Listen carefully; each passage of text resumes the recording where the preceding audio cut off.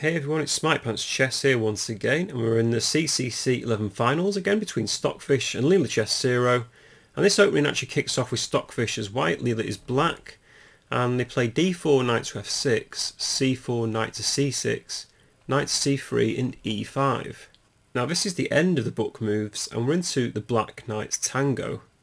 I've played this a few times in blitz games, and to be honest it's a subpar opening for black because they can get into a bad position, but if white doesn't pay attention, they can get into a relatively bad position. Stockfish here played the main move, which is d5, attacking the knight on c6, and Leela plays the main move knight to e7, and white plays knight to f3, attacking the pawn on e5. Leela plays knight g6 to defend, and this is sort of the main line here. And play usually continues e4, bishop c5, bishop e2 and d6, but actually I think black gets a great game if white goes in for this. Black's plan is simple, just play a6, give an escape square for the bishop on c5, then black can start launching an attack with, say, knight to g4, knight to h4 and h5. I've played this many times, it's got a great attack for black. But now Stockfish plays the best move, I think anyway. He plays the move h4. And this prepares h5, but the point is now Leela is forced to play h5 to stop it, and then white can play bishop g5, and all of a sudden this bishop has an amazing outpost and can't be kicked away from this g5 square. And it's very tricky for black to play this position. Bishop e7 is the best move, and then Stockfish continued g3, black continued d6, and then e4 from white, solidifying the centre, and black plays knight to g4, so trying to trade these dark squared bishops off. This would favour black heavily if white goes in for this. But Stockfish is too smart, retreats the bishop back to d2, and Leela can kick in with f5. However, this isn't as strong as it looks, because now this g5 square is just completely exposed in black's position, and there's no way to kick a piece off this outpost now.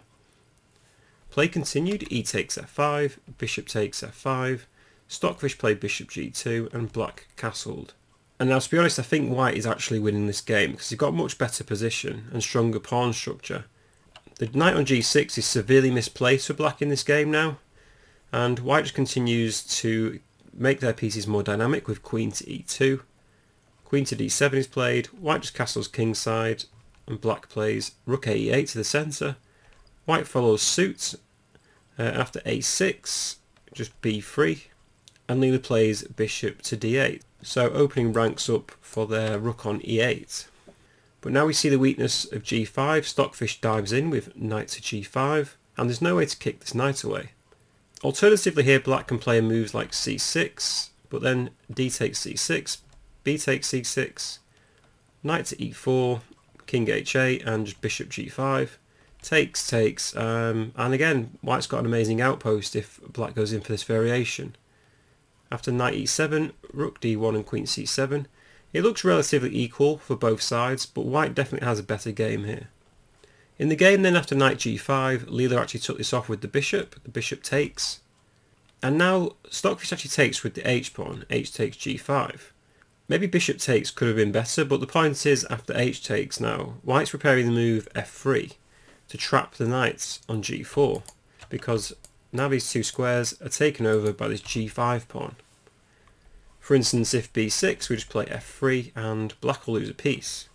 So back in the game, black's now forced to play the move e4 to give space to the knight to escape. But in the process of doing this, black has just lost the pawn, the e4 pawn. So bishop takes e4 is played, bishop takes e4, and white takes on e4, queen f5, but then just f3, protects the knight on e4 and attacks the knight on g4. Black plays knight to e5, and then Stockfish plays f4, attacking the knight again. The knight jumps back to g4, but now white's got a very solid structure on the king side with their pawns. So after all that, white's just emerged a full pawn up. Stockfish plays queen to d3, so again prepares another trap. I think they're preparing to play knight to f6 check. I'm not sure if this actually works in this position though, but I think it does. For instance, let's say b6 here, I think white can play check here, and then we'll take the queen afterwards. If rook takes, then I think rook takes rook with check, And if black blocks this, they can then take the queen, and this rook is now pinned by this rook. So rook takes rook, and then just queen takes knight. Game over for black.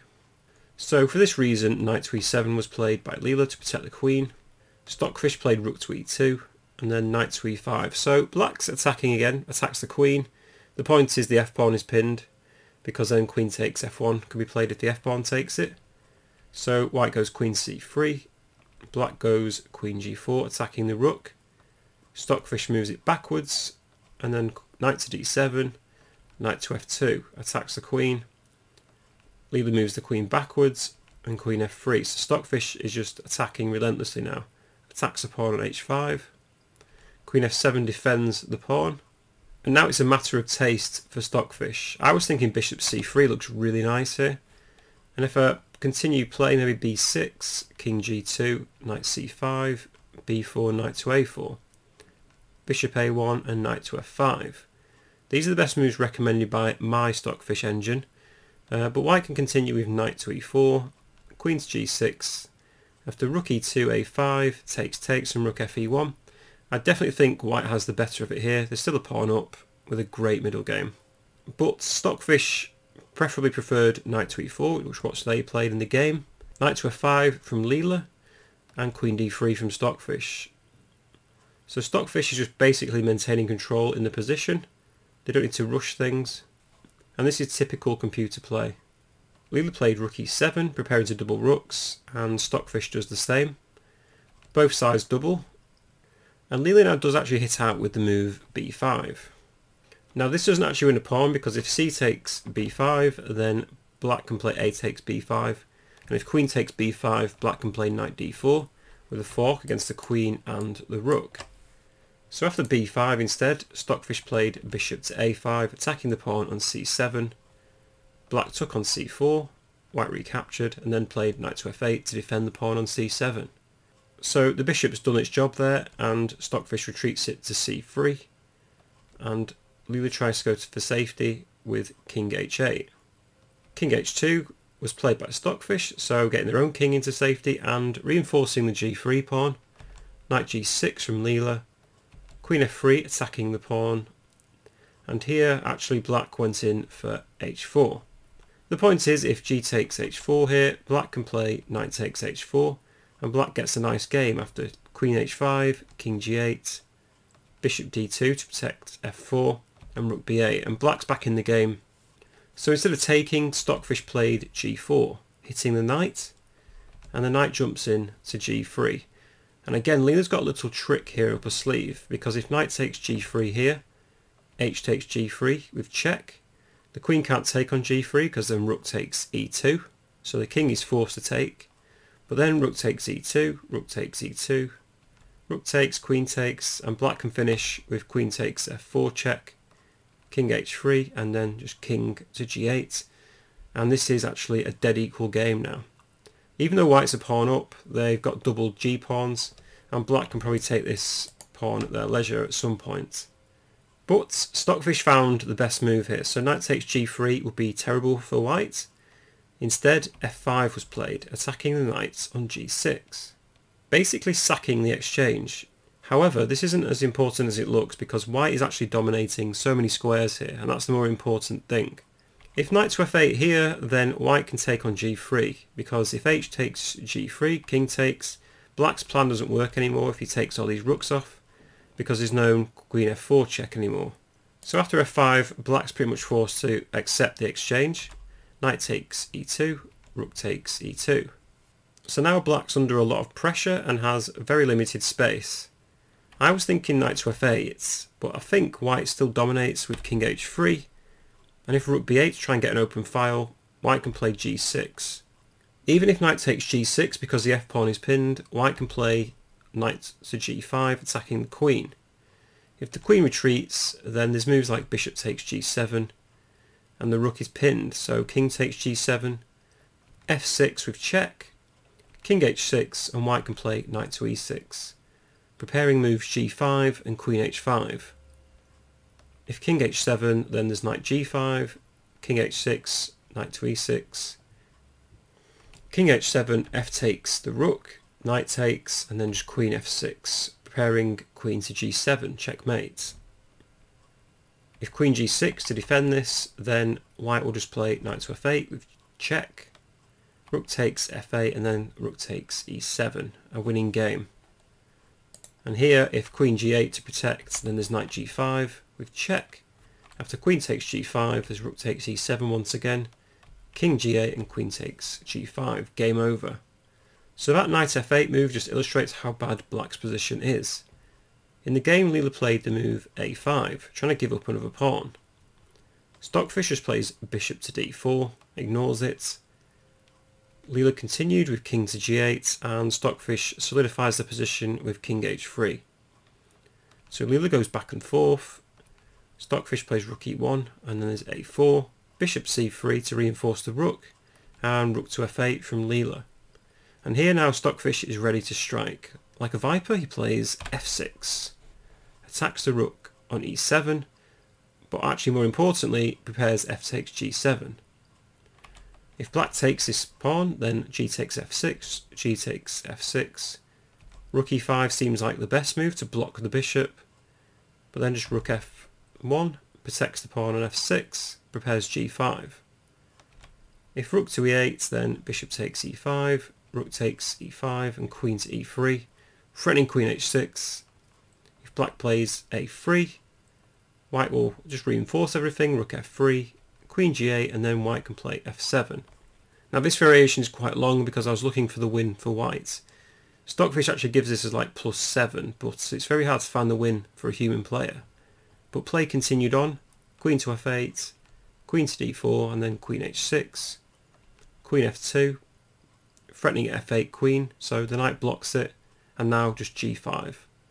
Once the queen moves, there's knight to f6, queen takes g5, rook f4, and then knight to g6, and finally rook takes h4 with check. After takes, there's no way for black to stop f8 and queen. I mean there is, if he plays king to g7 let's say, but then white's just the whole queen up. For instance, we could even go check, takes, and then just get a queen, and this should be a 1 endgame anyway for white. However, in the game, king h7 was played instead of g takes f6. Stockfish continued with queen to d1, and now the rook is under attack. The rook moves, and now rook to f1. Preparing f takes g7. Queen e8 is played attacking the knight, and again Stockfish solidifies queen d4, defends the knight. Queen to b8, trying to get an open file. Queen to d3, queen to c8, and then rook f5. So Stockfish has now created a great battery. They're going to put the queen in behind the rook instead. After rook f7 there's queen f3. And again, if g takes f6 here, then just g takes f6 is fine, and white can play moves like g5 and queen h5. In the game, Leela played king g8, and white played c5, so putting even more pressure on black. D takes c5 was played, and now knight takes c5, preparing knight to e6, and using this last piece to complete white's attack. Again, if g takes f6 here, white can just take, and if queen to b8, there's queen to d3, queen to b6, and rook g5. If rook takes, then bishop takes, rook takes, and knight d7 finishes everything off very nicely. So after knight takes c5, rook e8 was played, and white took on g7. And now it feels like it's game over for black. Leela continued with rook to e7, Stockfish played knight to e4, preparing knight f6 ideas. For instance, after queen b7 is played, knight to f6, the king takes on g7, and just queen to d3. So now white is just preparing for a great discovered attack with this knight, where the bishop will just be unleashed against the king. Queen c8 was played, rook f3, just holding on to this vital discovered attack. Queen to a8 and bishop to d4. Queen c8, bishop c5, so attacks the rook. The queen goes to d8 and white plays knight to h5 with check. The king goes to h7, and now I really like white's move. They played a very nice devastating move, rook f6, preparing queen takes g6. So basically black is forced to take this rook off, and then white responds with knight takes f6 with check. The king goes to g7, check again, king h7, and white takes on e7, queen takes e7, and plays this very nicely. This is like a Karpov move, knight to f4, again hitting the knight twice, the knight's pinned, queen to d6, and white just takes everything off. And I can play king takes h4, and this is a 1 endgame for white with 2 extra pawns, and it's a very nice finish actually, with check, king g8, king g6, and now black's forced to play c6. If white captures this pawn it'll be stalemate, but with d6, c5, d7, c4, d8 is queen, and that is checkmate from Stockfish. So this was a very nice game from Stockfish once again. However, this was a very subpar opening from black, and I say that from someone who's plays this black opening a lot. If white goes in for that h4 move in the opening, as I said before, it's very hard to deal with for white. This position isn't very nice for black to play. The g6 knight is actually very misplaced here, and it looks as though Leela suffered from this throughout the whole game. So it makes sense to me that white managed to win this. But anyway, I hope you enjoyed my quick analysis of this game. If you did, please drop me a like, comment or subscribe to the channel if you haven't already. There's still many more games between these two to go, so hopefully I'll see you in the next video. Goodbye for now.